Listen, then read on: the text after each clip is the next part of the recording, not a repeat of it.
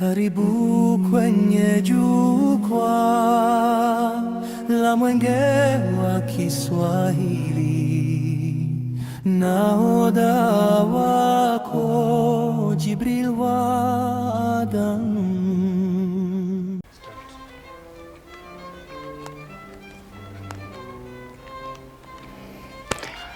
Leo acha niwape hadithi ya Lwanda Magere. Pengine umewahi kumsikia kuhusu shujaa huyu. Jina lake ni Lwanda Magere.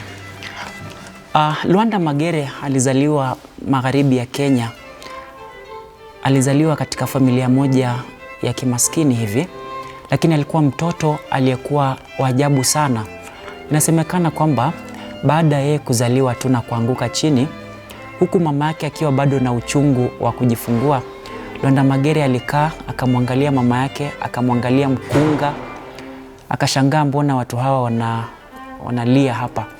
Alisimama na akamwambia mama yake twende nyumbani. Watu walishangaa, mtoto anazaliwaje leo na anatembea na anazungumza. Lakini hiyo haikuwa jambo la kushangaza kwake mwenyewe, manake baada ya hapo alienda nyumbani na kesho yake akaanza kuwafungua mifugo na kuanza kwenda kuwachunga. Alikuwa mtoto tofauti sana na watoto wa kawaida. Lwanda Magere alianza kuwa haraka sana. Hakuchukua muda mrefu kuwa. Kwa hivyo kwa muda mfupi alikuwa ameshakuwa kijana wa makamu.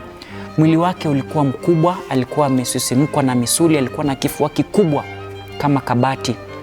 Wakati anacheza na vijana wenzake walikuwa wanamuogopa kwa sababu alikuwa hata wakicheza mpira akikukanyaga unakuwa na kidonda. Yaani alikuwa mgumu kabisa katika mwili wake. Macho yake akikutazama unaweza ukadhani kwamba anaona ndani mpaka katika roho yako. Kwa hivyo alikuwa kijana ambaye kidogo alikuwa na sifa za kiajabu ajabu namna hii. Usiku alikuwa halali. Unampata kwenye kitanda lakini macho yake yako wazi hivi anaangalia. Alikuwa na uwezo pia wa kutabiri siku ambayo mvua itanyesha na siku ambayo mvua haiwezi kunyesha. Kwa hivyo watu wa kijijini wakawa wanaanza kushangaa kumhusu kijana huyu ambaye anaitwa Lwanda Magere. Wakati vijana wengine wanashikana kama 4, 5, 6 kwenda kuchunga mifugo, Lwanda Magere alikuwa anaenda peke yake. Ana mifugo kama ng'ombe 100, mbuzi 500, wote hawa anaenda kuchunga peke yake na anarudi nao wote wakiwa salama. Hata kama kule msituni kuna wanyama, ilikuwa rahisi sana kutokana na nguvu zake na ushujaa kuweza kuwararua hao wanyama, na alikuwa ameshararua simba kadhaa. Kwa hivyo alikuwa mtu mwenye misuli na nguvu na ujasiri. Si hayo tu, hata kuna majirani ambao walikuwa maadui wakubwa sana wa jamii ya Lwanda Magere ambao walikuwa wanawavamia. Hapo mwanzoni maadui wale walikuwa wanashinda sana, lakini tangu Lwanda Magere anapozaliwa alianza kuisaidia jamii yake kujikinga dhidi ya hasama za hao maadui. Sasa kulikuwa na vita siku moja, wale maadui wamekuja kuwavamia na kuchukua mifugo. Lwanda hakuwepo wakati huo, lakini alipokuwa narudi alisikia vilio, wanawake wanalia, watoto wanalia. Kwa mbali akaona moshi, nyumba zinachomeka. Akapiga mbio akawa anakimbia, na wakati ule kukimbia kwake akikanyaga mguu chini, ardhi inatetemeka. Kwa hivyo alipofika pale alichukua silaha yake na moja kwa moja akaanza kupepeta na kuwapiga na kukabiliana na wale maadui. Kila mtu ambaye alikuwa anakuja katika njia yake alikuwa anaweza kumpiga mpaka anammaliza, akawalalisha chini chali wote. Mwishowe wale wachache waliobaki walikimbia wakiangalia nyuma, lakini hawakuwa wanaamini kipigo ambacho walikuwa wamepata. Walipofika nyumbani kule walisimulia kwamba kule kuna mtu mkubwa wa miraba 4 akikupiga ngumi moja unaona giza. Watu wakasema huyo ni nani? Wakasema tulisikia kwamba anaitwa Lwanda Magere. Wakajaribu kuangalia, wakaambiwa kwamba yule ni hatari kama moto.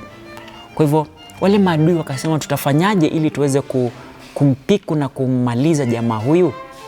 Wakafanya mbinu. Baada ya muda mfupi waliwatuma wazee, wakasema tumeona kwamba vita havijengi chochote, ni heri tufanye nini? Tulete amani. Kumbe ulikuwa ni mtego. Walipokuja wakazungumza na wazee wa kina Lwanda Magere pale, wakaambiwa sawa, ili kuleta amani tutamleta kidosho, binti msichana mzuri, ili Lwanda aweze kumuoa, alafu tuweze kuishi kwa amani milele daima. Lakini hiyo haikuwa sababu, ndani kulikuwa na mpango. Hawa wazee walitaka kujua nguvu za Lwanda Magere ziko wapi ili wammalize. Kwa hiyo walimleta msichana mzuri, binti mzuri, akaja pale, wakawa wanaishi na Lwanda Magere. Hakukuwa na vita.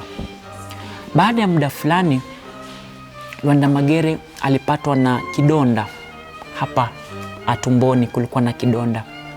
Akaingia msituni, akachukua dawa, akazibinya, kisha baadaye akaja akamwambia mkewe, nataka ukate kwenye kile kivuli changu ili tuweze kuweka dawa.